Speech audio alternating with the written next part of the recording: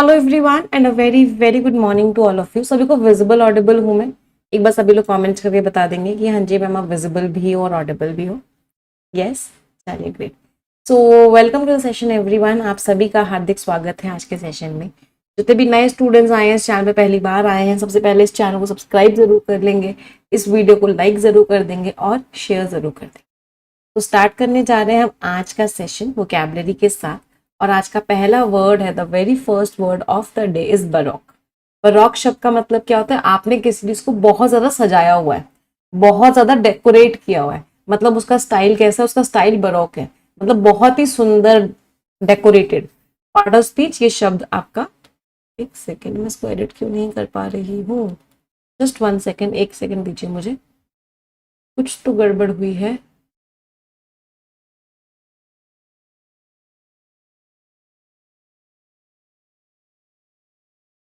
Hello everyone, अभी सभी को विजिबल ऑडिबल हूँ? एक बार सभी लोग कमेंट्स करके बता देंगे कि हाँ जी ma'am you are visible and audible to everyone. Yes, चलिए लेट्स गेट स्टार्टेड। हाँ, सेशन स्टार्ट करते हैं। जितने भी नए स्टूडेंट्स हैं इस चैनल पे पहली बार आए हैं, सबसे पहले इस चैनल को सब्सक्राइब जरूर कर लेंगे, इस वीडियो को लाइक जरूर कर देंगे और शेयर जरूर कर देंगे। तो स्टार्ट करने जा रहे हैं हम वोकैबुलरी के साथ आज का सेशन। और आज का पहला वर्ड है, the first word of the day is baroque. Baroque शब्द का मतलब क्या होता है? कोई चीज बहुत ही ज्यादा डेकोरेटेड है, बहुत ही ज्यादा सजी हुई है, तो आप उसको क्या बोलते हो? वो चीज कैसी है? बैरोक है। मीन्स बहुत ही ज्यादा सजी हुई। पार्ट ऑफ स्पीच क्या हो गया? एडजेक्टिव। हाईली ऑर्नेट, इलेबोरेट और एक्सेसिवली डेकोरेटेड, मतलब हद से ज्यादा सजी हुई है। ऑर्नेट है, इलेबोरेटेड है, डेकोरेटिव है। कोई चीज बहुत ज्यादा सजी हुई होती है, आप उसको क्या बोलते हो? एडोर्न्ड है, बहुत ज्यादा सजी हुई है। इम्बेलिश्ड है, बहुत ज्यादा सजी हुई है। एंटोनिम्स। मैम स्क्रीन कट हो रही है, 1 सेकेंड बेटा, इसको जरा ठीक कर देते हैं हम। अभी ठीक है? Now is it okay? Antonyms क्या हो गए? एंटोनिम्स प्लेन है, सिंपल है, मिनिमलिस्ट है, मतलब कुछ भी सजी हुई नहीं है। तो जो पैलेस था, जो महल था, वो डेकोरेटेड था बहुत ही बढ़िया स्टाइल में। उसमें बहुत ही इंट्रिकेट, इंट्रिकेट का मीनिंग क्या होता है? बहुत ही कॉम्प्लेक्स कार्विंग्स थी, लोगों ने कार्व किया होता, कार्विंग्स पत्थर पे बना रखी थी चीजें, और गोल्डन सीलिंग्स थी। तो वो जो पैलेस था वो क्या था? बहुत ही ज्यादा सुंदर तरीके से डेकोरेटेड था। थोड़ा सा मैं अपने आप को छोटा भी कर लूँ जिससे कि आपको कंटेंट में कोई प्रॉब्लम ना हो, है ना? अभी ठीक है? हाँ, चलो आ जाते हैं कुछ वर्ड्स पर। अच्छा, हमने यहाँ पे कॉम्प्लेक्स की बात करी, मुझे कॉम्प्लेक्स वर्ड के 20 सिनोनिम्स बता दो जल्दी से, सिर्फ 20 बताना। कोई चीज कॉम्प्लेक्स है, कैसी है? इंट्रिकेट है, बाइजेंटाइन है, लेबिरिंथीन है, एजोटेरिक है, आर्केन है, नॉटी है, कॉम्प्लिकेटेड सी एब्स्ट्रूज है,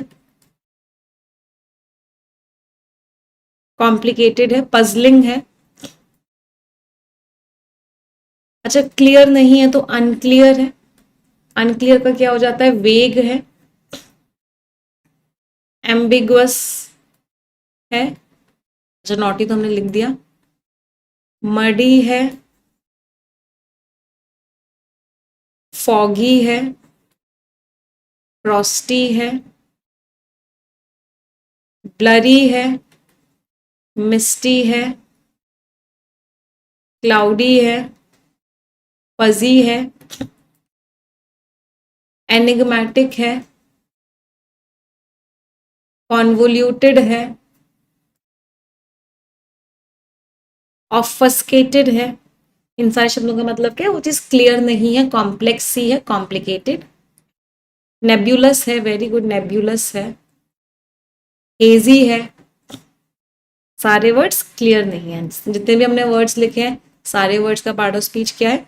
all of them are adjectives. अगले वर्ड पे आ जाते हैं। The next word is gossamer. Gossamer का मतलब क्या होता है? बहुत ही पतला, मतलब जिसके आर पार दिखे। तो जिस चीज के आर पार दिखे आप उस चीज को क्या बोलते हो? वो चीज कैसी है? गॉसामेर है। पार्ट ऑफ स्पीच लाइट, मतलब किसी चीज के बारे में बात कर रहे हैं, नाउन के बारे में जो वर्ड बताता है वो एडजेक्टिव होता है, तो ये क्या हो गया? एडजेक्टिव। एक्सट्रीमली लाइट, डेलिकेट और थिन, बहुत ही पतला है। एथेरियल, फिल्मी, डायाफिनस, मतलब जिस चीज के आर पार देखे, बहुत पतला सा है। बहुत पतली सी चीज को टेनुअस भी बोलते हैं। टेनुअस और एक वर्ड होता है फ्लिम्सी। इन दोनों शब्दों का मतलब क्या होता है कि वो चीज इतनी पतली है जिसकी वजह से बहुत कमजोर है, वीक है। तो वीक के सिनोनिम्स क्या हो जाते हैं? टेनुअस और फ्लिम्सी। एंटोनिम्स ओपेक है, उसके आर पार कुछ भी नहीं दिख रहा है। स्टर्डी है, स्ट्रॉन्ग है, सब्सटैंशियल अच्छा खासा है। तो जो इकोनॉमिक रिकवरी थी वो बहुत ही कमजोर थी। जैसे कि मॉर्निंग मिस्ट होती है, मॉर्निंग में जो धुंध सी होती है वो खत्म हो गई जैसे ही ग्लोबल डिमांड कमजोर हुई। तो जो रिकवरी थी बहुत कमजोर थी। तो यहाँ पे गॉसमेयर का मीनिंग क्या हो गया? Something which is very weak. चलो इसी बात में मुझे वीक वर्ड के 20 सिनोनिम्स बता दो। कोई चीज अगर वीक है तो अभी हमने दो वर्ड्स तो पढ़े थे, टेनुअस है, फ्लिम्सी है, डेलिकेट है। एक वर्ड होता है स्लेंडर। स्लेंडर का मतलब क्या होता है? बहुत पतला सा है, मतलब बहुत कमजोर सा है। फिर जिस पे आसानी से आप अटैक कर सको तो उसको क्या बोलते हैं? ससेप्टेबल है, प्रोन है, वल्नरेबल है। मतलब जो क्या है? इजी टू अटैक है। तीनों का मतलब होता है इजी टू अटैक। अच्छा, कोई इंसान बहुत कमजोर है तो फ्रेल है, फीबल है, या उस इंसान को कमजोर बना दिया गया है तो उसको बोलते हैं एनफीबल्ड है।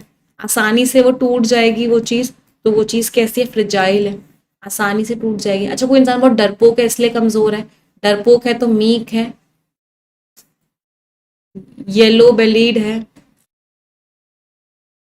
पुसिल एनिमस है, रैपिड है, टिमिड है,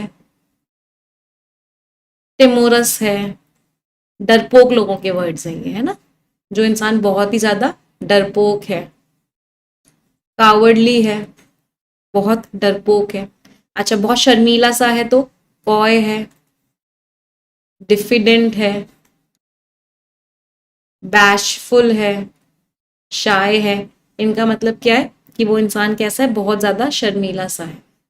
अच्छा, किसी इंसान को आपने थका थका के कमजोर बना दिया है तो एनर्वेटेड है, टायर्ड है, वोन आउट है, फैटीग्ड है, एग्जॉस्टेड है। इसका मतलब वो इतना थक गया है, इस वजह से वो क्या हो गया है? टायर्ड है, थका हुआ है। किसी इंसान के अंदर पावर ही नहीं है तो इम्पोर्टेंट है, इनकेपेसिटेटेड है। उसको कमजोर बना दिया है तो क्रिपल्ड है, डिबिलिटेटेड है। मीन्स उस इंसान को क्या किया गया? कमजोर बना दिया गया है।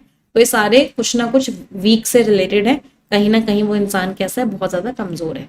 जितने भी हमने वर्ड्स लिखे हैं सारे वर्ड्स का पार्ट ऑफ स्पीच क्या है? All of these words are adjective. सारे के सारे वर्ड्स एडजेक्टिव्स हैं। अगले वर्ड पे आते हैं। The next word is बेनिसन। इसमें देखो रूट वर्ड है बेनी। बेनी और ईयू दो रूट वर्ड्स होते हैं जिसका मीनिंग होता है अच्छा। तो बेनिसन का मतलब क्या है? कोई ना कोई ब्लेसिंग है। Part of speech noun.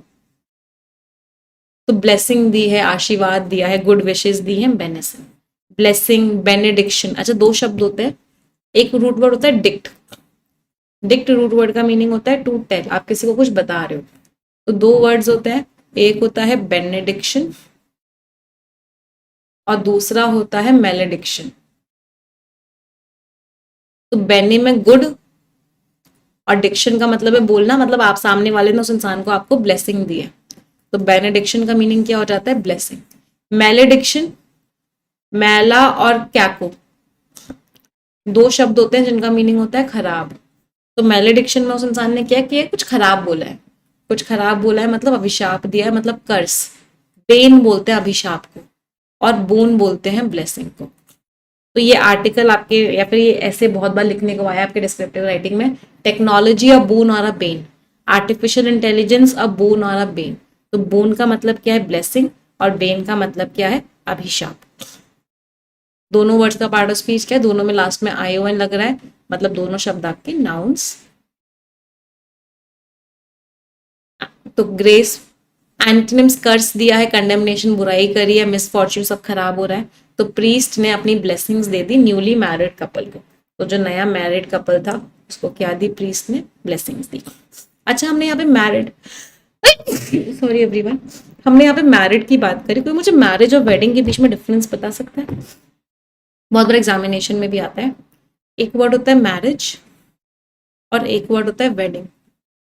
बहुत बार आप बोल देते हो लोगों को ना happy marriage anniversary, marriage anniversary नहीं होती। देखो मैरिज होता है रिश्ता, बॉन्ड, जो दो लोगों के बीच में होता है, शादी का जो रिश्ता होता है उसको बोलते हैं मैरिज। तो बॉन्ड की एनिवर्सरी नहीं होती है, उस दिन की एनिवर्सरी होती है जिस दिन आपकी शादी हुई थी।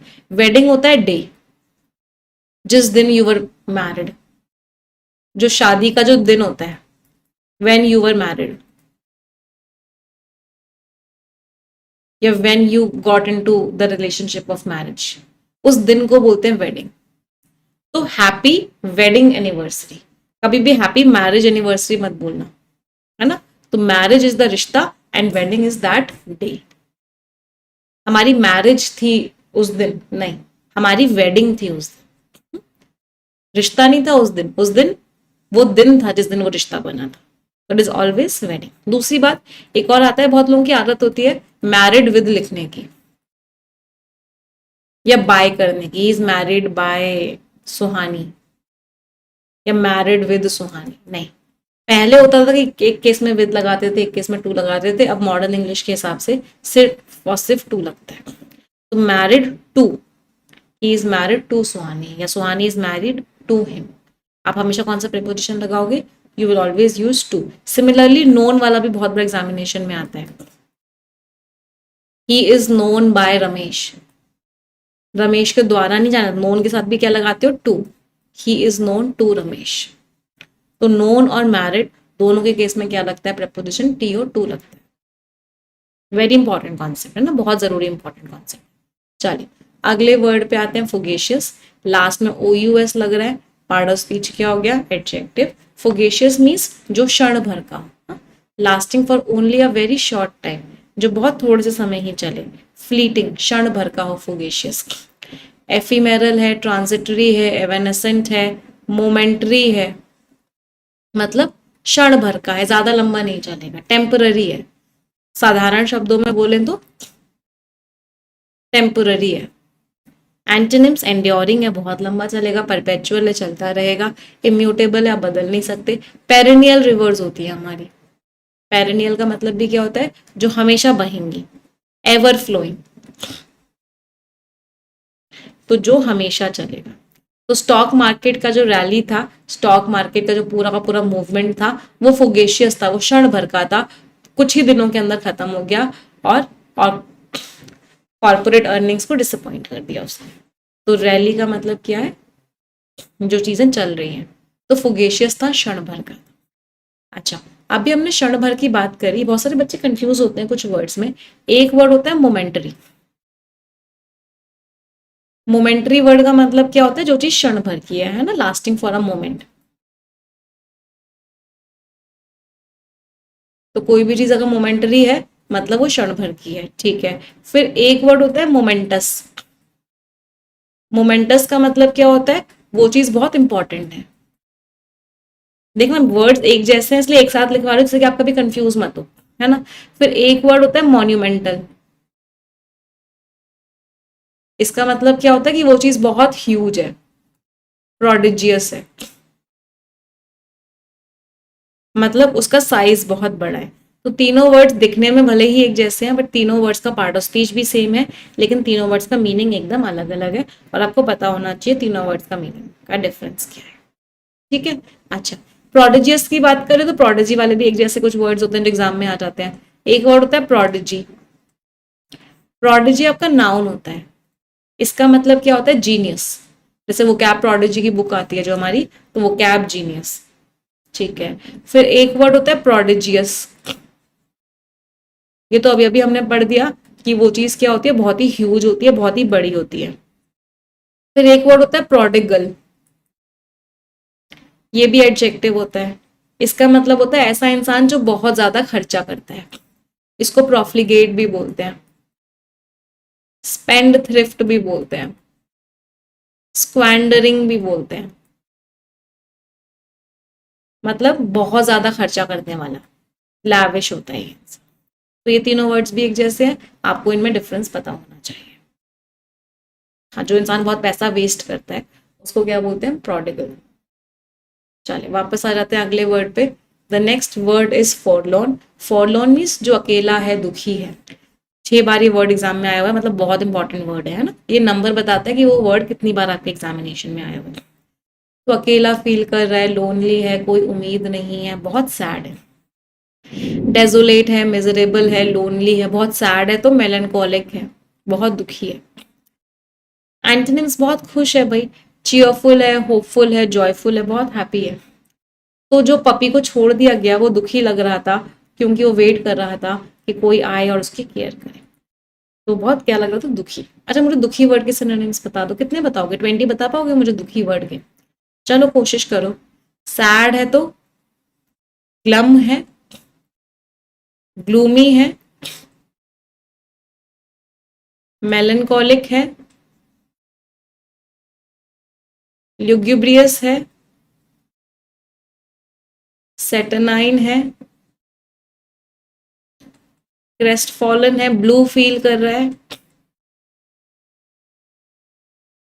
डाउनकास्ट है, ग्रीवियस है, सॉरोफुल है,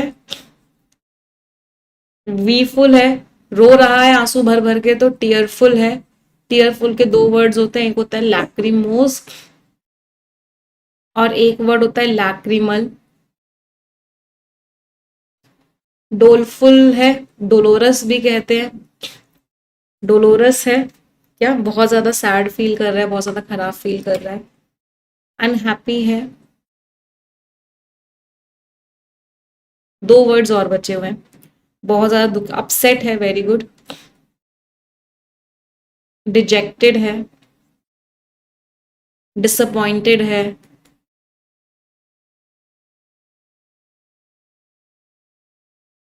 डेस्पॉन्डेंट है, मतलब बहुत ज्यादा स्लैड, बहुत रिग्रेट हो रहा है उसे अपनी पुरानी गलतियों पर. रूफुल है, मतलब बहुत ज्यादा सैड है. सारे वर्ड्स का part of speech, all of them are adjective. सबका मीनिंग है बहुत दुखी है वो इंसान. अगले वर्ड पे आता है एग्जॉर्बिटेंट, मीन्स बहुत ज्यादा, हद से ज्यादा. Part of speech adjective. कोई भी चीज बहुत ज्यादा होती है, एग्जॉर्बिटेंट होती है. प्रोहिबिटिव मीन्स आपको रोक ले. एस्ट्रोनॉमिकल बहुत ज्यादा. आउटरेजियस मीन्स बहुत ही बोल्ड, बहुत ही शेमनेस, इतनी ज्यादा. एंटोनिम्स मॉडेस्ट है, ठीक ठाक है, रीजनेबल है, ठीक ठाक है, नॉमिनल सी फी है, ठीक ठाक सी फी है, बहुत ज्यादा नहीं है. तो सिटी ने देखा, विटनेस मीन्स देखा. सिटी ने क्या देखा, इतने ज्यादा घरों के प्राइस हो गए हैं, क्योंकि इतना ज्यादा अर्बनाइजेशन हो रहा है, लोग शहरों की तरफ आ रहे हैं और लैंड कम है. तो क्या हो गया है, घरों के जो प्राइसेस हैं बहुत ज्यादा हो गए हैं. वो सिटी ने देखा, अत्यधिक, बेहिसाब प्राइस हो गया है, एग्जॉर्बिटेंट. अच्छा, कोई चीज बहुत ज्यादा हो जाती है तो उसको क्या बोलते हैं, जिसका दाम बहुत ज्यादा हो जाता है? Cost a arm and a leg. मतलब हिंदी में बोलते हैं किडनी बेचनी पड़ेगी, इंग्लिश में बोलते हैं कि बहुत महंगा हो गया, मीन्स वेरी एक्सपेंसिव. इतना एक्सपेंसिव हो गया है कि I will have to break the bank. मुझे क्या करना पड़ेगा, बैंक ब्रेक करनी पड़ेगी. मतलब क्या हो गई है वो चीज, बहुत ज्यादा एक्सपेंसिव हो गई है, बहुत ज्यादा महंगी हो गई है, इतनी ज्यादा कॉस्टली हो गई है. आई विल हैव टू पे थ्रू माई नोज. मुझे नोज से पे करना पड़ेगा, मतलब पे अ लॉट. मुझे क्या करना पड़ेगा, बहुत पे करना. इन सारे इडियम्स का मतलब है बहुत महंगा. अच्छा, एक और इडियम होता है, थोड़ा सा मिलता जुलता होता है, बट थोड़ा सा मीनिंग अलग होता है, and that is white elephant. White elephant का मतलब क्या है कि आपने वो चीज खरीद ली है, बहुत कॉस्टली पोजेशन है आपका. आपने मर्सिडीज गाड़ी खरीद ली है, चलो पहले तो बहुत पैसे लगा के खरीद ली, अब उसका मेंटेनेंस भी बहुत महंगा पड़ रहा है, उसकी मेंटेनेंस बहुत ज्यादा जा रही है. तो कॉस्टली पोजेशन है और आपको मेंटेन करना भी बहुत महंगा पड़ रहा है, इतनी काम आ नहीं रही है. ऐसी चीज को बोलते हैं व्हाइट एलिफेंट. पिंक एलिफेंट किसको बोलते हैं? पिंक एलिफेंट इज व्हाट, आपको हेल्यूसिनेशन हो रहे हैं, वो चीजें भी दिख रही हैं जो एक्चुअल में नहीं है, उसको बोलते हैं पिंक एलिफेंट. अच्छा, एलिफेंट इन द रूम, ये किसके लिए होता है? कमरे में एलिफेंट है, मतलब बहुत बड़ी प्रॉब्लम है रूम में, हर किसी को दिख रही है बट हर कोई इग्नोर कर रहा है. ऐसी चीज को क्या बोलते हैं, elephant in the room. Means a huge problem, बहुत बड़ा इशू है, बहुत बड़ी प्रॉब्लम है, बट हर कोई क्या कर रहा है, उस प्रॉब्लम को इग्नोर कर रहा है, कोई भी उस प्रॉब्लम पे ध्यान नहीं दे रहा, उसको बोलते हैं एलिफेंट इन द रूम। चलो वापस आ जाते हैं। Next word is imbroglio. Imbroglio means confusion ही कंफ्यूजन है, सोल्यूशन का पता नहीं, मतलब कॉम्प्लिकेटेड, कंफ्यूजिंग, एम्बैरेसिंग सिचुएशन, मतलब आप ऐसी सिचुएशन में हो कि आपको पता ही नहीं है क्या हो रहा है। मेस है, कॉम्प्लिकेशन है, एंटेंगलमेंट है, कोनंड्रम है, प्रेडिकामेंट है, मीन्स आप क्या हो, फंसे हुए हो प्रॉब्लम में। एंटोनिम सब सेट है, सिंपल सा है, क्लैरिटी है, कोई प्रॉब्लम नहीं है। तो कंपनी एक कंफ्यूजन में, एक प्रॉब्लम में फंस गई जब उसके इतने सीक्रेट डॉक्यूमेंट्स लीक हो गए। तो कंपनी के डॉक्यूमेंट्स लीक हुए तो कंपनी क्या हो गई, कंफ्यूजन में फंस गई, इम्ब्रोग्लियो में फंस गई। अगले वर्ड पे आता है इनॉर्मिटी। सबसे पहले तो देखो लास्ट में ITY लग रहा है, पार्ट ऑफ स्पीच क्या हो गया ना। इनॉर्मिटी मीन्स बहुत, इसके दो मतलब होते हैं इनॉर्मिटी के। पहला तो मतलब होता है कि बहुत ज्यादा है कोई चीज, और दूसरा मतलब होता है कोई चीज बहुत क्रूअल है, बहुत खराब है। तो हीनियसनेस, एट्रोसिटी, मॉन्स्ट्रोसिटी, मतलब बहुत ज्यादा, बहुत खराब। तो इनॉर्मिटी का एक मीनिंग बहुत खराब भी होता है। एंटोनिम्स मामूली सी है, बेनिवोलेंस बढ़िया है, भाई वर्च्यू बढ़िया है। तो जो जुडिशियल कमीशन था, जो कमिटी थी, उसने माना कि ये जो प्रॉब्लम हुई है वो कितनी ज्यादा बड़ी है, जो इस लड़ाई की वजह से हुई है। तो उन्होंने इस बात को माना कि लड़ाई की वजह से कितनी बड़ी प्रॉब्लम हुई है, एक्नॉलेज किया का मतलब क्या है, उस चीज को एडमिट किया। अच्छा, यहाँ पे ह्यूमैनिटेरियन लिखा था। एक क्वेश्चन बहुत बार एग्जामिनेशन में आता है, एरर डिटेक्शन का क्वेश्चन होता है, ह्यूमन और ह्यूमेन का। कोई मुझे डिफरेंस बता सकता है ह्यूमन और ह्यूमेन में?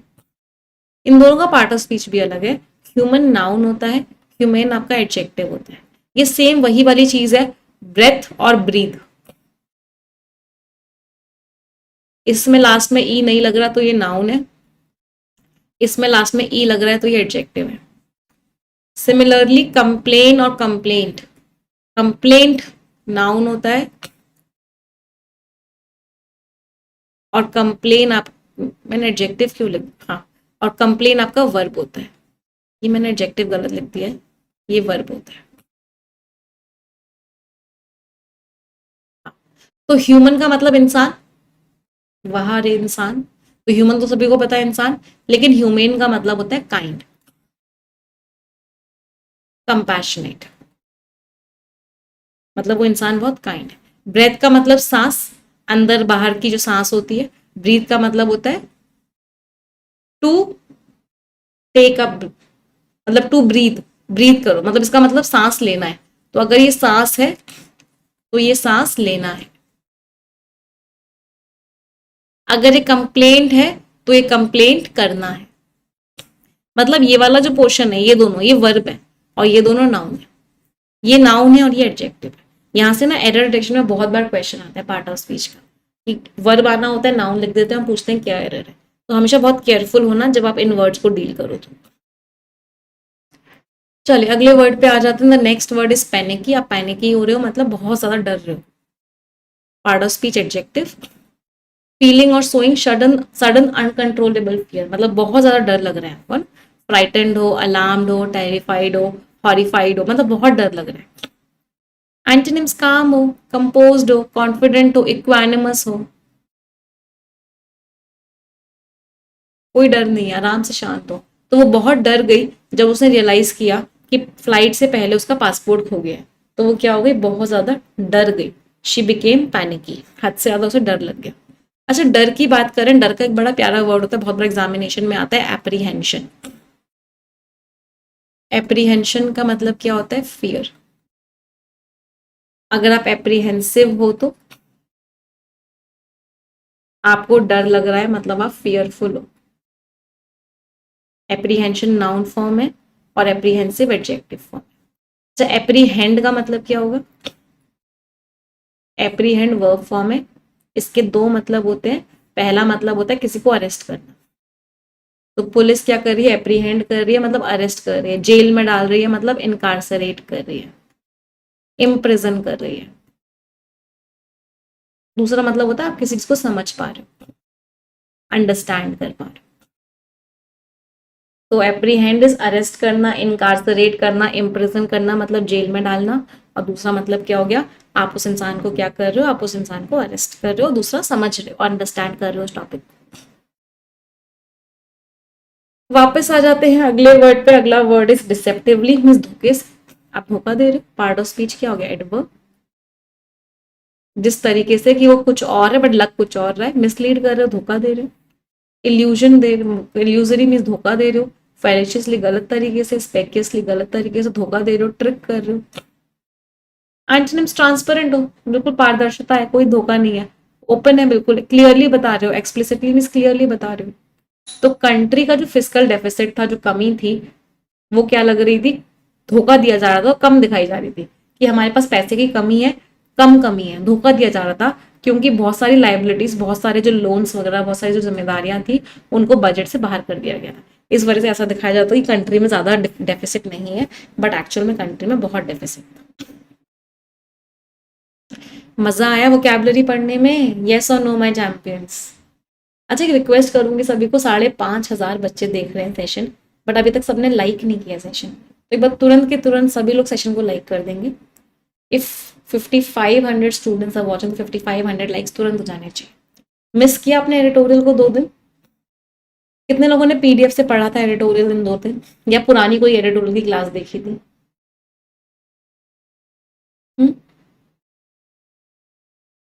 When a fleeting chance, fleeting means उड़ता हुआ, थोड़े से समय का, टेम्पररी, आपकी जिंदगी का एक टर्निंग पॉइंट बन जाता है। चलो स्टोरी में सारे वर्ड्स रिवाइज करेंगे, जब जब वो वर्ड आएगा आप उसका मीनिंग जोर जोर से बोलोगे। ये चीज मैं सभी से एक्सपेक्ट करती हूँ कि जब जब वो वर्ड आएगा आप उस वर्ड का मीनिंग तेज तेज बोलोगे।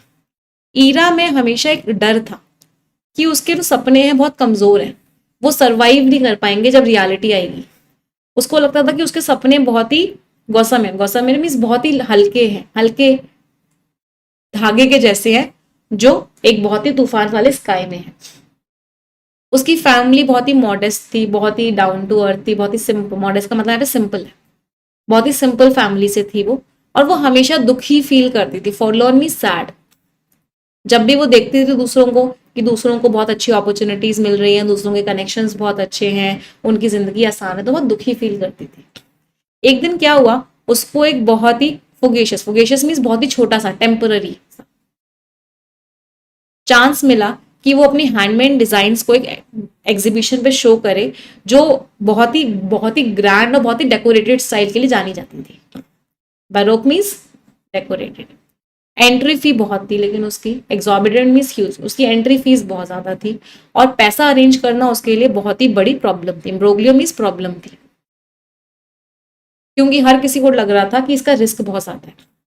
एनॉर्मिटी ऑफ द चैलेंज, चैलेंज इतना ह्यूज था कि वो डर रही थी, पैनिकी डर फील कर रही थी, मतलब डर रही थी। फिर भी उसकी मदर ने उसके शोल्डर पे हाथ रखा और बोला कि ये जो अपॉर्चुनिटी है वो कैसी है, वो एक तुम्हारे लिए बेनिसन है, बेनिसन वॉज ब्लेसिंग है। मदर ने उसको याद दिलाया कि ब्लेसिंग्स जो है हमेशा भेष धारण करके आती है डिफिकल्ट डिसीजंस का।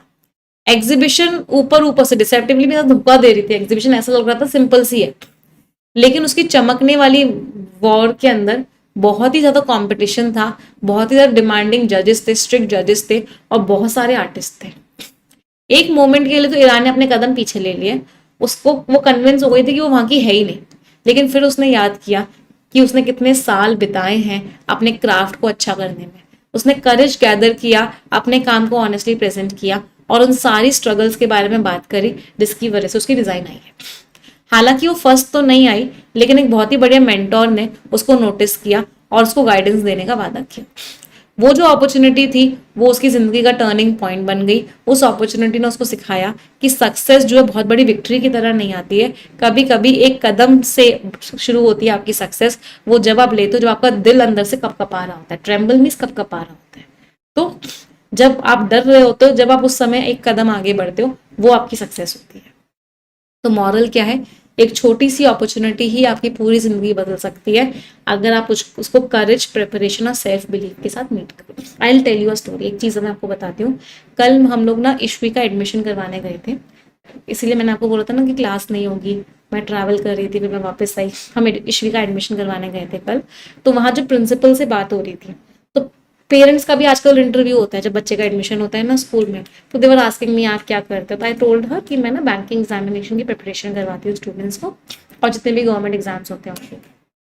तो शी टोल्ड मी कि उनकी भी एक कोई नीस थी, शी देवर वेरी, मतलब ऐसे थे कि एक टी शर्ट खरीदने के पैसे नहीं होते थे उसकी फैमिली के पास, ये हालत थी। और उस बच्ची ने अपनी पूरी फैमिली की लाइफ चेंज कर दी।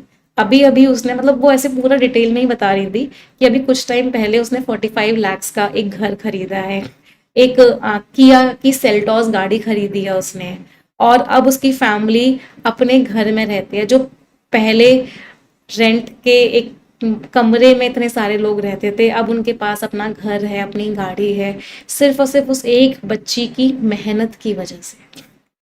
तो उस बच्ची ने अपनी ही नहीं, अपनी पूरी फैमिली की लाइफ चेंज कर दी, एक अपॉर्चुनिटी से, करेज से, अपनी तैयारी से और अपने विश्वास से। आप लोग भी चेंज कर सकते हो अपने सर्कमस्टांसेस, अपनी फैमिली की लाइफ, अपनी लाइफ सब बदल सकते हो अपने आप को, अगर सिर्फ पूरी तरीके से 6 महीने का टाइम दे दो।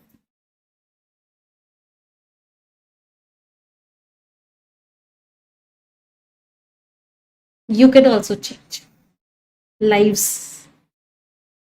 सिर्फ 6 महीने। Don't procrastinate. सबसे बड़ी चीज जो हमें रोकती है ना, वो क्या होती है? प्रोक्रास्टिनेशन। हम आज नहीं यार कल करेंगे, कल नहीं यार परसों करेंगे, नहीं अभी करो, डोंट डिले।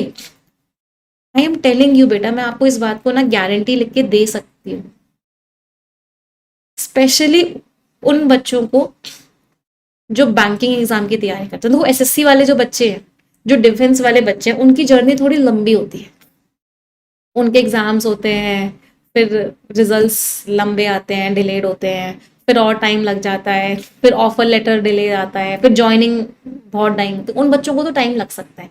लेकिन जिस बच्चे को है ना कि मुझे 6 महीने, 6 से 8 महीने के अंदर लेनी ही लेनी है, मुझे 6 से 8 महीने के अंदर अपनी सैलरी चाहिए ही चाहिए, 6 to 8 months more than sufficient है।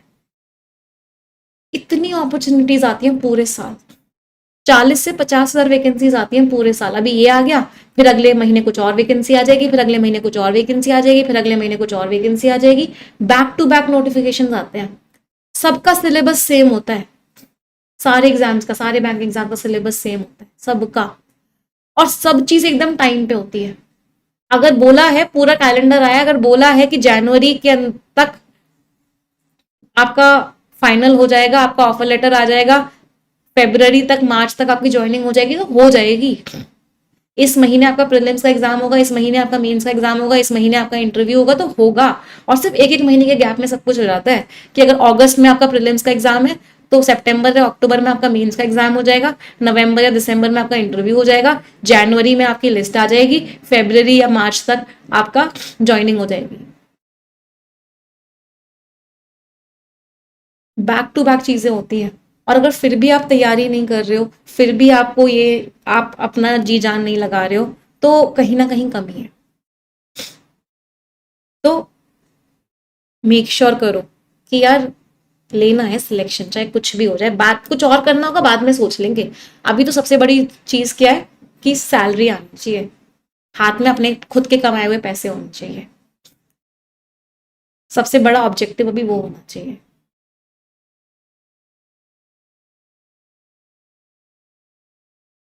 चलो आ जाते हैं वन वर्ड सब्स्टिट्यूट्स पे।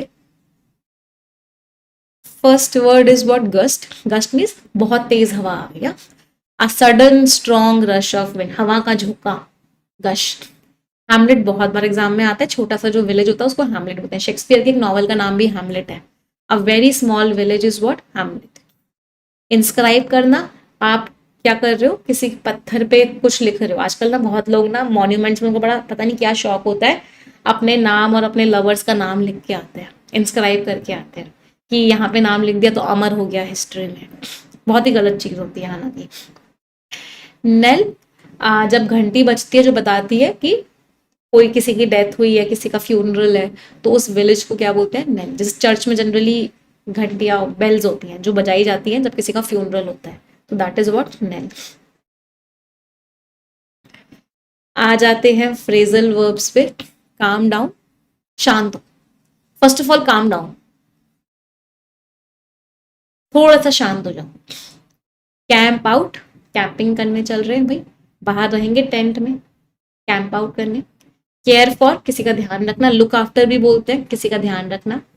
कैरी अवे मतलब don't be carried away by your emotions, अपने इमोशन से कैरिड अवे मत हो जाना, मतलब इमोशंस में मत बह जाना, इमोशनल मत हो जाना कि आप अच्छे से जजमेंट ही ना ले पाओ, आपका जजमेंट एकदम प्रॉपर होना चाहिए। Don't be carried away means emotions में मत बह जाना। इडियम्स एंड फ्रेजेस पे आ जाते हैं। पोर कोल्ड वाटर ऑन समथिंग, किसी के ऊपर आपने ठंडा पानी डाल दिया, मतलब आप उस चीज को रोकने की कोशिश कर रहे हो, डिस्करेज कर रहे हो, रोक रहे हो। ट्रेडिंग वाटर मतलब एक ही जगह रुके हुए हैं, कोई प्रोग्रेस ही नहीं हो रही है। A drop in the ocean, समुद्र में एक ड्रॉप के जितने, मतलब कोई वैल्यू ही नहीं है, बहुत ही इनसिग्निफिकेंट है। कम हेल और हाई वाटर, कुछ भी आए, कुछ भी आए, मैं तो आगे बढ़ूंगा ही बढ़ूंगा, नो मैटर व्हाट हैपेंस, मैं तो किसी भी हालत में हार नहीं मान। वाटर द प्लांट, प्लांट को वाटर कर रहे हो, मतलब किसी चीज को आप हेल्प कर रहे हो ग्रो करने में, उस चीज को नरिश कर रहे हो, नर्चर कर रहे हो, उस चीज को हेल्प कर रहे हो ग्रो करवाने। समझ आई वोकैबुलरी? ये स्टोरी सभी लोग टेलीग्राम चैनल से पढ़ेंगे, इंग्लिश विद निमिषा बस टेलीग्राम चैनल पे आपको ये स्टोरी शेयर हो जाएगी। मजा आया? चलिए आ जाते हैं आज के आर्टिकल पे। उससे पहले मैं फिर से रिक्वेस्ट करूंगी, जितने लोगों ने सेशन को लाइक नहीं किया हुआ है तुरंत की तुरंत लाइक कर देंगे। आज का आर्टिकल बहुत इंपॉर्टेंट है, let's go through it. True to form, जितने बच्चों को पता करना है मैं परफेक्शन बैच कैसे ज्वाइन करेंगे, एकदम मैं लास्ट में बताऊंगी आपको, सारी की सारी इन्फॉर्मेशन लास्ट में दूंगी। एसएससी वाले परफेक्शन बैच कर सकते हैं, नहीं कर सकते। एसएससी वालों को परफेक्शन बैच का सिर्फ प्रीलिम्स लेवल करना है, मेंस लेवल नहीं करना है। बैंक वालों को प्रीलिम्स और मेंस लेवल दोनों करने हैं। डिफेंस वालों को भी सिर्फ प्रीलिम्स लेवल करना है उसका। ट्रू टू फॉर्म मतलब बिल्कुल ट्रू है अपनी फॉर्म में। ऑन द 2026 वर्ल्ड कप की हम बात करने वाले हैं। पहले आप पढ़ेंगे फिर हम समझाएंगे। रीड इट एवरीवन, सभी लोग रीड करेंगे।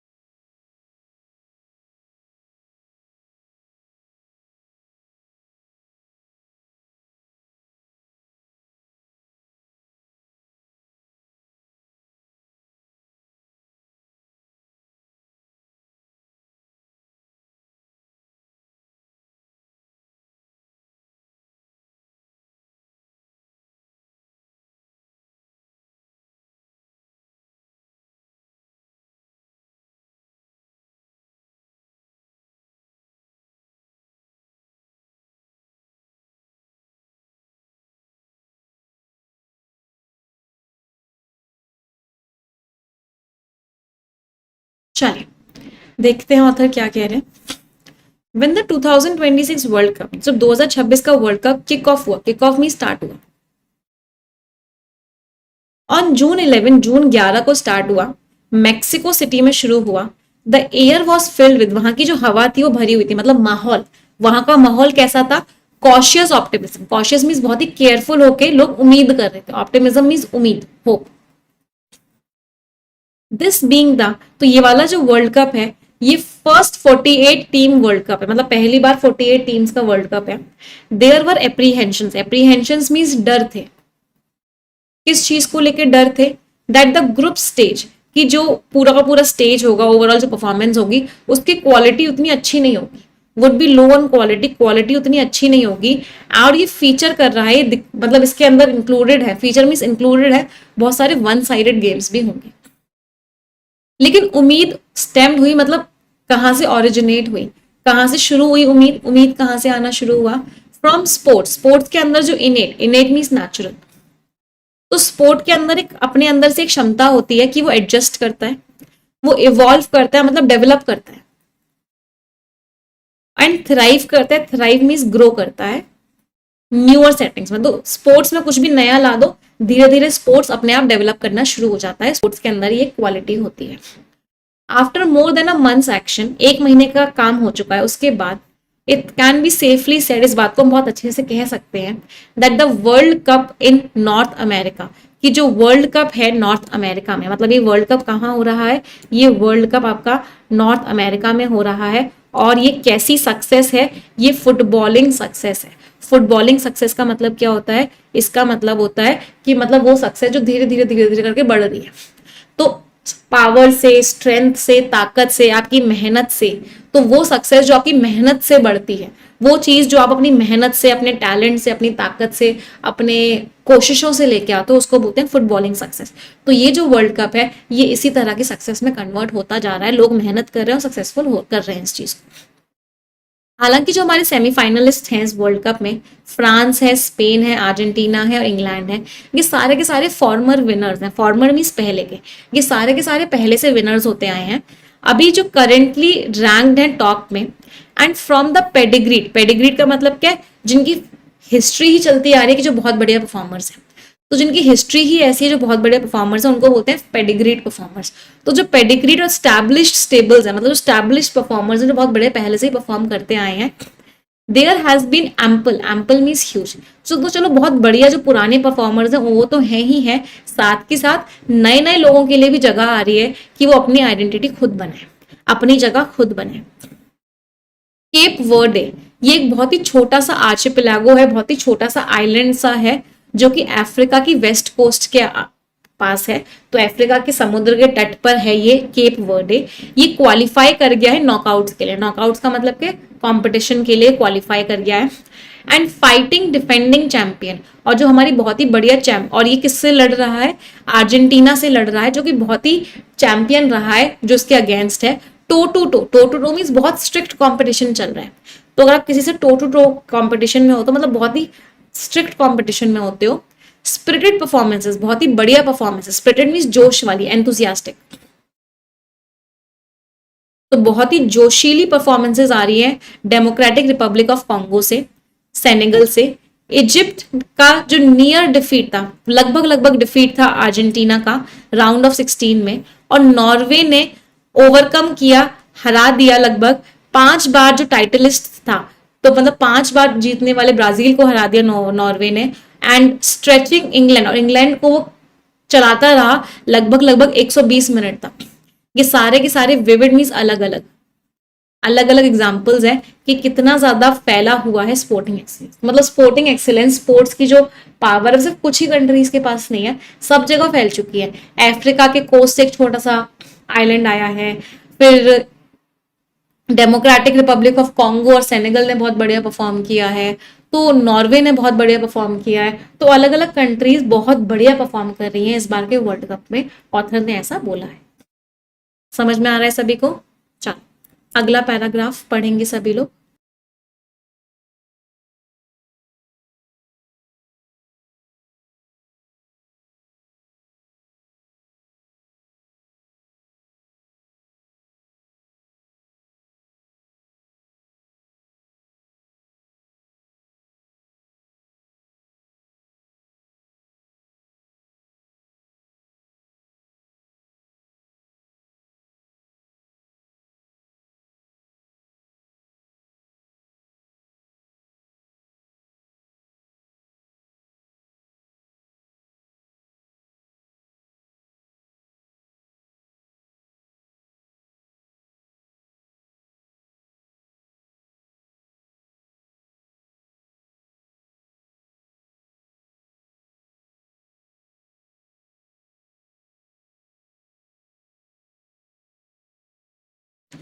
हाँ जी, अगला पैराग्राफ ऑथर क्या कह रहे हैं? इन फैक्ट वास्तव में 9 ऑफ द 10 अफ्रीकन नेशंस, तो 10 में से 9 कंट्रीज जो है कंपटीशन में वो नॉकआउट्स में पहुंच गए। And Asia too would have, और एशिया में भी सिर्फ ऐसा नहीं होगा कि सिर्फ जापान और जापान ही होगा, ऐसा नहीं है। Asia too would have more than just Japan, Japan से और भी कंट्रीज, जापान के अलावा और भी कंट्रीज होंगी एशिया से, और ऑस्ट्रेलिया भी होगा। If luck had favoured Iran, तो सिर्फ जापान और ऑस्ट्रेलिया नहीं, एशिया में और भी कंट्रीज हैं। और अगर लक ने ईरान को फेवर किया, जो कि क्रैश आउट कर गया था, बाहर हो गया था, हालांकि 3 ड्रॉज हुए थे 3 मैचेस में, तो बेचारा ईरान बाहर हो गया। ईरान अगर अच्छा परफॉर्म किया होता तो एशिया में जापान के अलावा ईरान भी होता। तो ऑथर क्या कह रहे हैं? एशिया में जापान के अलावा ईरान भी होता अगर लक ईरान के साथ होता। ईरान हार गया, हालांकि 3 मैचेस में उसमें 3 बार ड्रॉ करवा दिया था। However, लेकिन ऑन द एडमिनिस्ट्रेटिव फ्रंट, अगर हम एडमिनिस्ट्रेशन की बात करें, the tournament has been found wanting, tournament में कुछ कुछ कमियां थी, तो एडमिनिस्ट्रेशन अच्छे से नहीं हुआ इस टूर्नामेंट का। ऑथर ने ये बात बोली है, अच्छे से मैनेजमेंट नहीं हुआ।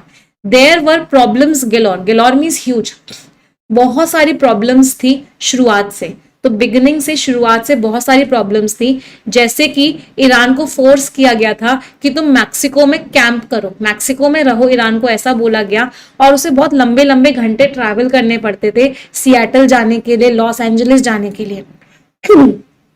एंड आर्बिट्ररीली, आर्बिट्ररीली मीन्स अपने मनमाने ढंग से, मीन्स विदाउट एनी लॉजिक, और मनमाने ढंग से मना कर दिया गया था वीजा ऑफिशियल्स को और फैंस, तो ऑफिशियल्स को और फैंस को वीजा भी नहीं दिया गया।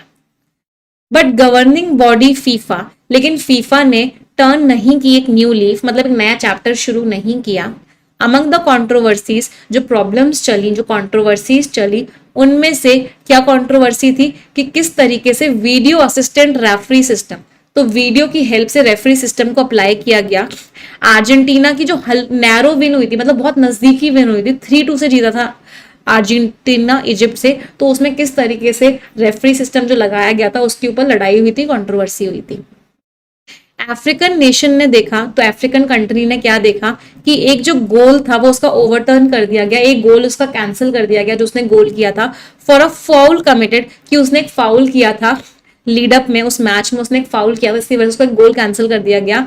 बट डिड नॉट सी, लेकिन उसने ये चीज नहीं देखी, सेम सार्थिक में सेम स्टैंडर्ड, और यही सेम चीज अर्जेंटीना में अप्लाई नहीं हुई। तो जब अफ्रीका ने एक फाउल किया, एक गलत स्टेप लिया, तो उसकी वजह से उसको एक गोल कैंसिल कर दिया गया, लेकिन अर्जेंटीना के केस में ये चीज नहीं की गई, मतलब यहाँ पे कुछ कुछ गड़बड़ हुई। अनदर इशू, एक और इशू जिसकी वजह से सपोर्टर्स को बहुत खराब लगा, सीदिंग का मतलब क्या, बहुत गुस्से में आए, बहुत खराब लगा, वो क्या था कि यूएस जब बीच में आया, तो यूएस बीच में आया, इसकी वजह से भी सपोर्टर्स को अच्छा नहीं लगा, उसकी वजह से भी उनको एंग्री फील हुआ। चलो अगला पैराग्राफ पढ़ेंगे सभी लोग।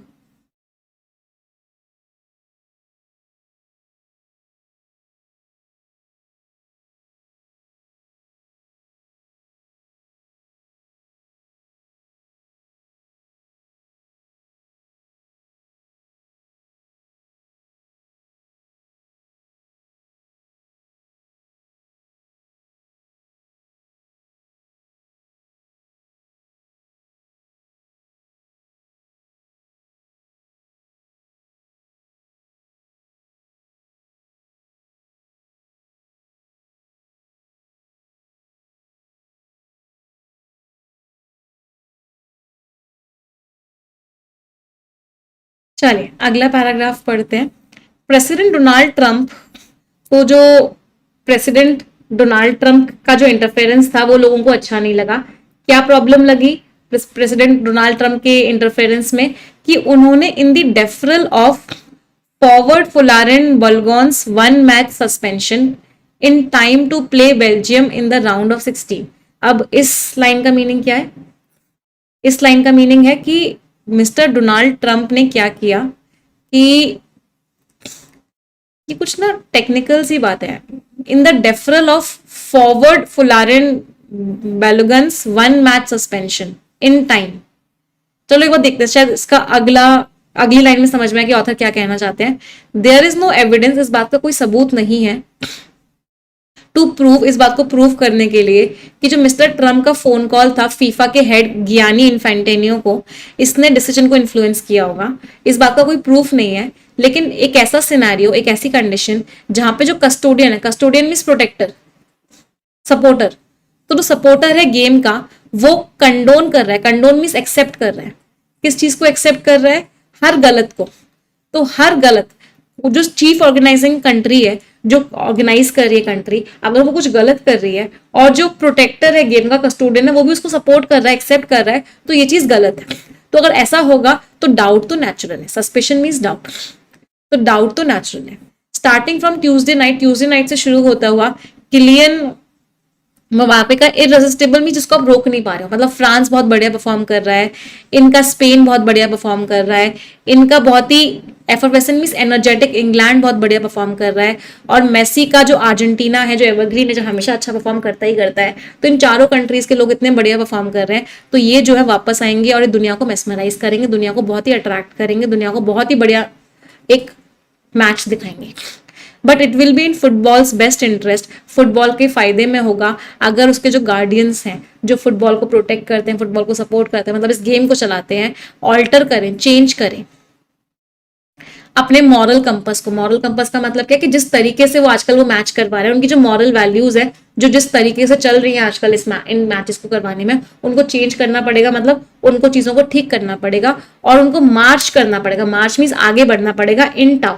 मार्च इन टाउ का मतलब क्या है कि एक तरीके से उनको किस तरीके से आगे बढ़ना पड़ेगा, एक दूसरे के को सपोर्ट करते हुए, एक दूसरे के। इन टाउ का मतलब क्या होता है? आगे पीछे। तो यहाँ पे इस पूरी लाइन का मतलब क्या हो गया? मार्च इन टाउ का मतलब क्या? एक ही डायरेक्शन में इनको आगे बढ़ना पड़ेगा। ऐसा नहीं कि कोई कुछ कह रहा है, कोई कुछ कह रहा है, कोई कुछ कह रहा है, तो फुटबॉल का फायदा नहीं होगा, मतलब सबको एक दूसरे को सपोर्ट करना पड़ेगा। अब इस वाली लाइन का मीनिंग समझने की कोशिश करते हैं, क्या लाइन का मीनिंग था। जो लोग फुटबॉल मैचेस देखते हैं उनको समझ में आएगा। Ma'am, a player from USA was about to be eliminated, तो ट्रंप ने फीफा के हेड को कॉल किया। मैम, फ्लोरेंट बलगुन को फाइन किया गया था, रेड कार्ड, और उनको बैन कर दिया गया अगले मैच के लिए, लेकिन यूएस प्रेसिडेंट बीच में आए और उन्होंने उनको अलाउ किया नेक्स्ट मैच में प्ले करने के लिए। ओके, तो प्रेसिडेंट डोनाल्ड ट्रंप में क्या क्या किया, तो जो फ्लोरेंट बलगुन का जो वन टाइम सस्पेंशन था, उनको जो सस्पेंड किया गया था, उनको उन्होंने रोक दिया और उन्होंने उनको खेलने के लिए अलाउ कर दिया राउंड ऑफ 16 में। ठीक है, अब लाइन क्लियर हो गई। वेरी थैंक यू जिसने बताया कमेंट सेक्शन में। तो डोनाल्ड ट्रंप ने, एक प्लेयर थे, उनको सस्पेंड किया गया था, बट डोनाल्ड ट्रंप बीच में आए और उन्होंने उनका सस्पेंशन रोक के उनको प्ले करवाया। यही बात ऑथर ने मेंशन की है। तो मतलब यूएस बीच में क्यों आ रहा है, यूएस इंटरवीन क्यों कर रहा है, इसकी वजह से लोगों को गुस्सा आ रहा है। समझ आया सभी को आर्टिकल? यस और नो एवरीवन? चलिए आ जाते हैं रीडिंग कॉम्प्रीहेंशन पे। All the best everyone.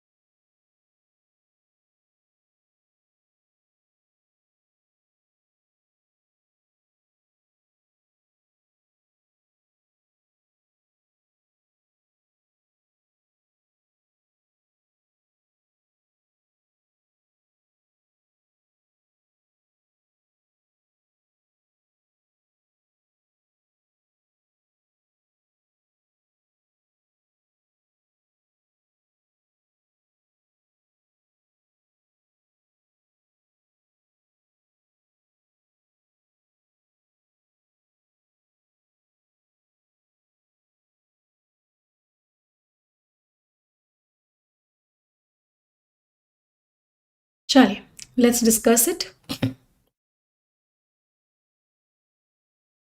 इनमें से कौन सा है जो हम इन्फर कर सकते हैं, हम निकाल सकते हैं कि मेन रीजन क्या था कि जिसकी वजह से टूर्नामेंट को सक्सेस बोला गया, हालांकि डाउट था, स्टार्टिंग में डाउट था बट टूर्नामेंट को सक्सेस बोला गया। इसका रीजन क्या था? 14 टीम्स में जो एक्सपेंशन हुआ इसकी वजह से कॉम्पिटिटिव स्टैंडर्ड्स खराब हो गए, डाइल्यूट मीन्स कमजोर पड़ गए। हमें सक्सेस का आंसर देना है कि ये सक्सेस था। हम बोल रहे हैं कि यहाँ पे कॉम्पिटिटिव स्टैंडर्ड्स खराब हो गए बट कमर्शियल वायबिलिटी, बस उसने पैसा बहुत कमाया, पैसे कमाने की तो बात ही नहीं करी हमने कहीं। बहुत सारे फुटबॉलिंग नेशंस ने दिखाया कि जो गैप था ट्रेडिशनल और नॉन ट्रेडिशनल पावर्स के बीच में वो नैरो हो गया। सही बात है, बहुत सारी कंट्रीज जो पहले नहीं जीतती थी अब वो भी जीतने शुरू हो गई हैं। अभी ऐसा नहीं रहा है कि जो पहले जीतती थी वही जीतती है, अब जो नहीं जीतती थी वो भी जीत गई है, मतलब इनके बीच में गैप कम हो गया है, सब आगे बढ़ रहे हैं। तो इसकी वजह से ये जो है सक्सेस है। जो पुराने चैंपियंस आए सेमीफाइनल्स में, अलोन सिर्फ और सिर्फ इन्होंने ही फीफा की एक्सपेंशन स्ट्रैटेजी को करवाया। तो पुराने चैंपियंस आए, एक तो अलोन वर्ड ने भी घोटाला कर दिया कि सिर्फ पुराने चैंपियंस की वजह से ये हुआ, नहीं, इनकी वजह से एक्सपेंशन हुआ। अलोन सिर्फ इनकी वजह से एक्सपेंशन हुआ। विंडिकेटर का मतलब यहाँ पे क्या है, करवाया, तो इसकी वजह से फीफा सिर्फ एक्सपैंड हुआ, नहीं, बिल्कुल गलत दे रखा है। तो answer was B, only B is correct. अगला, इनमें से कौन सा है जो रीजन है ऑथर ने बुराई क्यों करी है मैनेजमेंट की? अनइक्वल इंप्लीमेंटेशन है। सही बात है, एक डिसीजन जो एक कंट्री के साथ हुआ वो दूसरी कंट्री के साथ नहीं हुआ। अफ्रीका का एक गोल कैंसिल कर दिया गया बट अर्जेंटीना का नहीं किया गया फाउल के लिए, तो मतलब अनइक्वल इंप्लीमेंटेशन हुआ डिसीजंस का। इसकी वजह से डाउट क्रिएट हुए कि इम्पार्शियलिटी हो रही है, कि इम्पार्शियलिटी तो नहीं है, पार्शियलिटी हो रही है, डाउट हो गया लोगों को। सही बात है। लॉजिस्टिकल अरेंजमेंट्स, रहने का जो अरेंजमेंट था ये प्रॉब्लम्स क्रिएट कर रहा था कुछ कंट्रीज के लिए। सही बात है, शायद अफ्रीका के लिए बोला गया था ना कि उनको कहीं दूर रहने के लिए बोला गया था, कैंप करने के लिए बोला गया था मैक्सिको में, उनको बहुत ट्रैवल करना पड़ता था। तो लॉजिस्टिकल अरेंजमेंट्स, रहने वाले अरेंजमेंट्स भी अच्छे नहीं थे। फीफा ने जानबूझ के टूर्नामेंट ड्रॉ को मैनिपुलेट किया जिससे कि होस्ट कंट्रीज को फायदा हो, ऐसा कहीं कुछ नहीं दे रखा कि जो उसको करवा रहा है उसको फायदा करने के लिए फीफा ने जानबूझ के ऐसा कुछ किया, ऐसा कहीं मेंशन नहीं था। तो answer was B, both A and B. Ma'am Iran था, हाँ ईरान को किया गया था, राइट, अफ्रीका ने ईरान को, राइट। अगला, इनमें से कौन सा सेंटेंस है जो पैसेज के लास्ट में आएगा? अच्छा, पैसेज के लास्ट में ऑथर ने क्या बोला था? पैसेज के लास्ट में ऑथर ने बोला था कि एडमिनिस्ट्रेशन में प्रॉब्लम थी, कि there were problems in administration.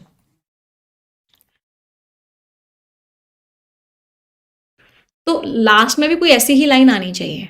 तो स्पोर्टिंग की जो ग्रेटनेस है वो कमियों को छुपा नहीं सकती जो ट्रांसपेरेंसी और गवर्नेंस में, गवर्नेंस मीन्स एडमिनिस्ट्रेशन में, तो ये तो बिल्कुल आ सकता है, ये बिल्कुल आ सकता है। तो ये दोनों ऑप्शंस तो एलिमिनेट हो गए। इसीलिए टूर्नामेंट को एक्सपैंड करना, इसको छोड़ दो, टूर्नामेंट को एक्सपैंड मत करो, एक्सपैंड करो मत करो, ऑथर ने ऐसी तो कोई बात करी नहीं थी लास्ट में, बिल्कुल गलत है। तो ये भी एलिमिनेट हो गया। कॉन्सिक्वेंटली इसीलिए कमर्शियल इंटरेस्ट जो है आ गए हैं और वैल्यूज खत्म हो गई हैं। ऑथर ने ऐसा भी नहीं बोला, ऑथर ने लास्ट में बोला था कि मैनेजमेंट में प्रॉब्लम थी, तो मैनेजमेंट के बारे में ही आखिरी लाइन होगी। तो आंसर वाज ए, ओनली ए। अगला, इनमें से कौन सा स्टेटमेंट ट्रू है? फीफा को दिखाया गया है कि इसने कमियों को रिजॉल्व कर दिया, कमियां खत्म हो गई हैं। नहीं, कमियां खत्म तो नहीं हुई हैं, कमियां तो अभी भी हैं। शॉर्टकमिंग्स मीन्स कमियां, रिजॉल्व मीन्स ठीक हो गई हैं, कमियां ठीक हो गई हैं, नहीं, गलत हो गया। तो ये दोनों ऑप्शन एलिमिनेट हो गए।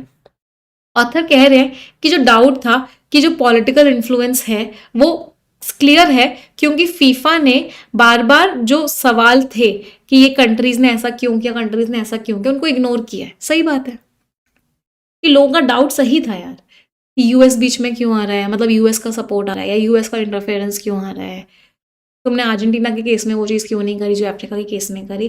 तो डाउट था और ये बात समझ में आ रही है।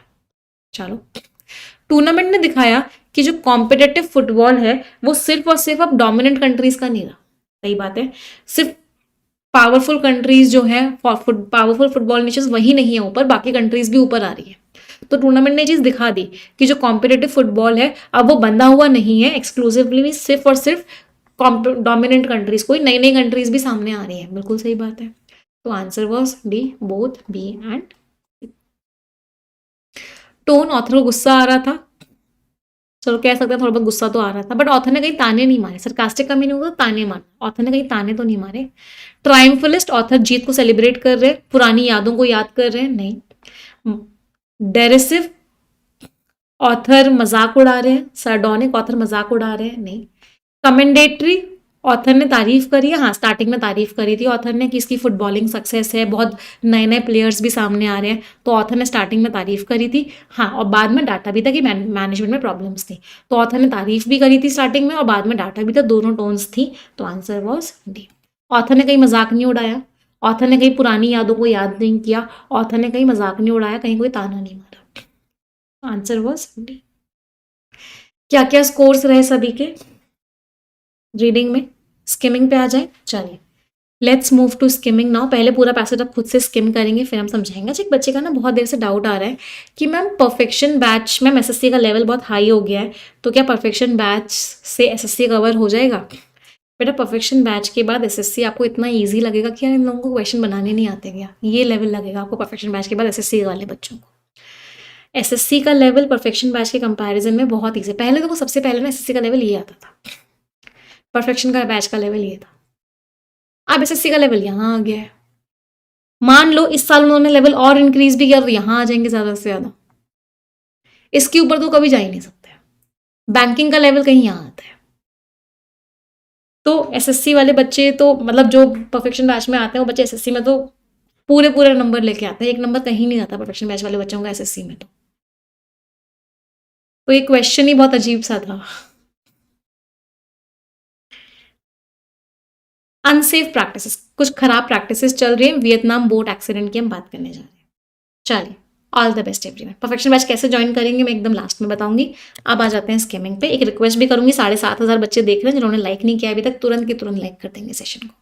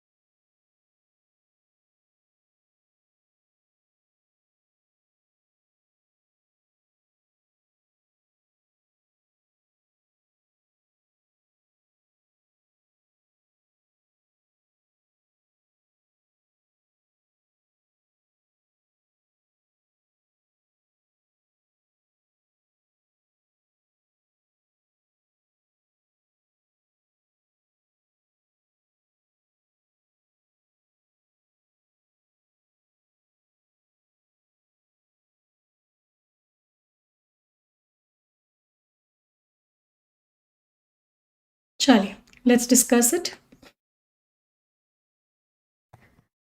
पढ़ा आप लोगों ने वियतनाम में जो एक्सीडेंट हुआ उसके बारे में?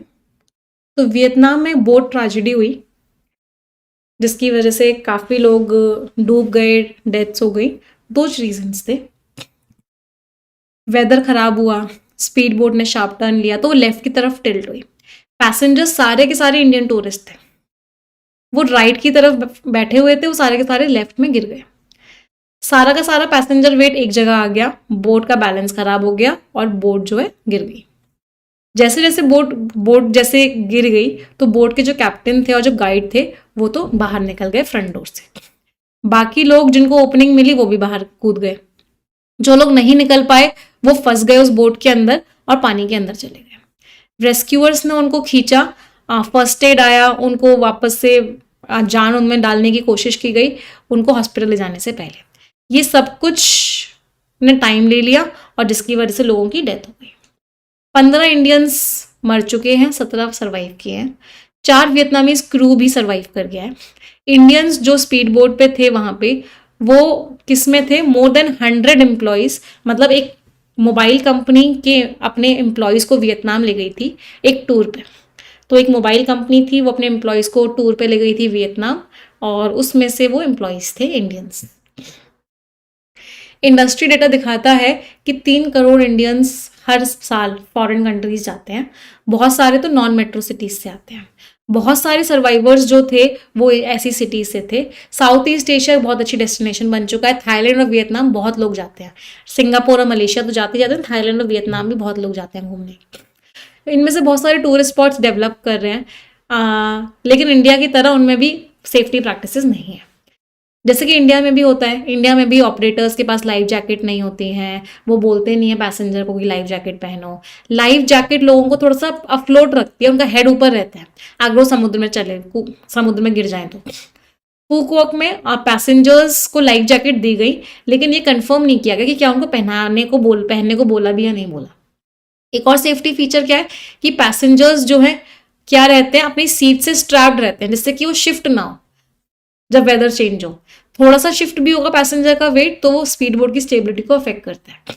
ये नॉर्म तोड़ा गया, यहाँ पे टूट गया, मतलब इस नॉर्म को फॉलो नहीं किया गया। वियतनाम में बहुत टूरिज्म हो रहा है, इंडियंस बहुत जा रहे हैं वियतनाम में, स्पीड बोट राइड्स होती हैं, ये बहुत पॉपुलर है इंडियन टूरिस्ट में। वियतनामीज गवर्नमेंट ने प्रॉमिस किया है कि वो सेफ्टी स्टैंडर्ड्स को चेक करेगी, उनको अपग्रेड करेगी, लेकिन इंडियंस जिनको सरकार और ऑपरेटर हेल्प कर रहे हैं उनको अपनी अवेयरनेस बढ़ानी चाहिए सेफ्टी प्रैक्टिसेस की, स्पेशली वाटर और फायर सेफ्टी की।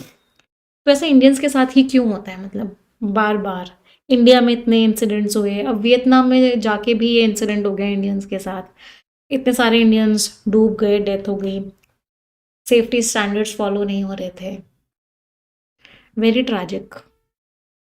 चलो, इमीडिएट कॉज क्या था कि वेट एक जगह चला गया सारा का सारा बोट में, जिसकी वजह से बोट डिस्टेबलाइज हो गई। Answer was B.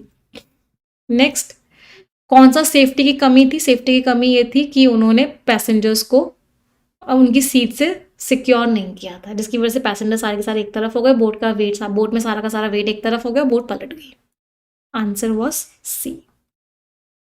Scores everyone, क्या क्या स्कोर्स एवरीवन?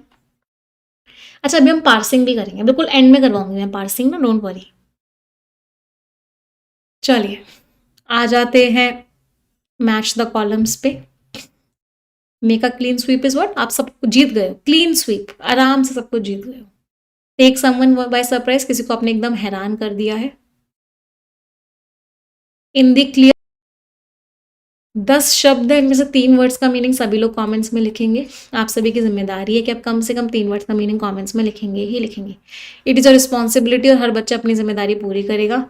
जो जो बच्चे अपनी जिम्मेदारी पूरी करेंगे उनमें से एक बच्चे को हम success no more an illusion book भी गिफ्ट करेंगे, और उस बच्चे के घर वो बुक भिजवाई भी जाएगी। तो मेक श्योर करो कि सभी लोग कम से कम 3 वर्ड्स का मीनिंग कमेंट्स में लिखें, है ना। Everyone has to write the meaning of at least 3 words in the comment section, हर बच्चे को लिखने हैं, ठीक है। जितने बच्चों को अपना रिकॉर्डेड बैच से लाइव बैच में अपग्रेड करना है वो अपग्रेड कोड लगा सकते हैं, उनको 70% का डिस्काउंट मिल जाएगा। जितने बच्चों को परफेक्शन बैच लेना है, अभी तक इंग्लिश कमज़ोर ही है, स्ट्रांग नहीं बन रही है, वो आज के आज ही यस ऑफिसर एप्लीकेशन पे जाके इंग्लिश का एक्सक्लूसिव सब्सक्रिप्शन ले लेंगे। इसमें उनको परफेक्शन बैच मिल जाएगा, प्रीलिम्स मेंस दोनों पढ़ाया जाएगा आपको, बिल्कुल बेसिक लेवल से एडवांस लेवल पढ़ाया जाएगा। आज आपको 60% का डिस्काउंट मिल जाएगा, NB60 आपका कोड लगेगा, you will get 60% discount. 1399 rupees आपको कंप्लीट इंग्लिश का बैच मिल जाएगा, जिसमें grammar, reading comprehension, parajumble, cloze test, error detection, सारी चीज़ें आपको पढ़ाई जाती है। बस मेक श्योर करो कि आप एक सिंगल क्लास मिस मत करो। इस बात को मैं आपको गारंटी कर सकती हूँ, अगर आप 1 घंटे एडिटोरियल, 1 घंटे परफेक्शन रोज कर लोगे, विद इन 3 मंथ्स आपकी इंग्लिश बहुत स्ट्रांग हो जाएगी। बट उसके लिए आपको मेरे से वादा करना पड़ेगा कि मैम ऐसा एक भी दिन नहीं जाएगा जिस दिन एडिटोरियल और परफेक्शन मेरा मिस हो। यहाँ से आप डायरेक्टली ले सकते हो। जितने बच्चे कंप्लीट बैंकिंग एग्जाम्स की तैयारी करना चाहते हैं, अगले 6 से 8 महीने में अपने आप को देखना चाहते हैं एक बैंक में, वो आज के आज ही सब्सक्रिप्शन ले लेंगे कंप्लीट। 2499 रुपीज़ में आपको सारे सब्जेक्ट्स मिल जाते हैं। कंप्लीट बैंकिंग की प्रिपरेशन करवाई जाती है, प्रीलिम्स, मेंस और इंटरव्यू सारी की सारी स्टेजेस आपको करवाई जाती है। कोड आपका सफलता लगेगा, आपको 60% का डिस्काउंट मिल जाएगा। 2499 रुपीज़ में आपको 12 मंथ का सब्सक्रिप्शन मिल जाएगा। ये टेलीग्राम चैनल है, यहाँ सारी PDF, सारी मैगजीन्स मिल जाएंगी। कोई डाउट, कोई क्वेरी होगी, आप हमें इस नंबर पर व्हाट्सएप करके पूछ सकते हो, 9953592800। या इस वीडियो के डिस्क्रिप्शन में एक फॉर्म है, आप उस फॉर्म को भी फिल कर सकते हो। टीम आपको कॉल करिए, आपके सारे डाउट्स एंड क्वेरीज का आंसर देगी। जितने बच्चों ने परफेक्शन बैच ले लिया है, वैसे मुझे लगता है हर किसी बच्चे ने परफेक्शन बैच ऑलरेडी ले लिया है, वो 7.0 की पहली क्लास से देखना स्टार्ट करेगा। आप जिस परफेक्शन बैच को ज्वाइन करते हो, उसमें जो लेटेस्ट चल रहा होता है, आप उसको पहली क्लास से ज्वाइन करना स्टार्ट करते हो। बैक टू बैक आपको 4 से 5 परफेक्शन बैचेस देखने होते हैं। अब आ जाते हैं पार्सिंग पे। मैं आपको एक सेंटेंस दे रही हूँ, आप उसमें मुझे हर वर्ड का पार्ट ऑफ स्पीच बताओगे, ठीक है? चलो, यहाँ से लेकर यहाँ तक का आपका सेंटेंस है। इसमें सारे के सारे वर्ड्स का पार्ट ऑफ स्पीच हम आइडेंटिफाई करेंगे। पार्ट ऑफ स्पीच आइडेंटिफिकेशन बहुत ज़रूरी होता है, तभी हम ग्रामर ढूंढ पाते हैं, ग्रामर के एरर डिटेक्शन के क्वेश्चंस कर पाते हैं। ये पूरा का पूरा नाम है, तो ये क्या हो गया? नाउन। ये वर्ब। इंपॉर्टेंट क्या हो गया? Adjective. Because conjunction, it pronoun, prepares verb, India noun, military noun, to preposition, deal verb, with preposition, emerging adjective, security challenges noun, such as prepositional phrase है पूरा का पूरा, cyber welfare noun, terrorism noun, and conjunction, geopolitical adjective, tensions noun. ये आप कैसे करोगे? Grammar ग्रंथ में मैंने आपको बहुत डिटेल में बताया हुआ है कि कैसे हम पार्ट्स ऑफ स्पीच को आइडेंटिफाई करते हैं। तो part of speech identification class आप वहाँ से देख सकते हो, ठीक है? चलिए, मिलेंगे अब हम परफेक्शन बैच की क्लास में 11 बजे। जितने लोगों ने अभी तक सब्सक्रिप्शन नहीं लिया है, वो आज के आज ले लेंगे। आज हम सेंटेंस रीअरेंजमेंट, पैराजम्बल स्टार्ट करने वाले हैं, बिल्कुल बेसिक लेवल से। तो मेक श्योर कीजिए कि आज, क्योंकि बेसिक लेवल की क्लास है पैराजम्बल की, तो मेक श्योर कीजिए कि आप आज की क्लास में ज़रूर आए 11 बजे परफेक्शन बैच में।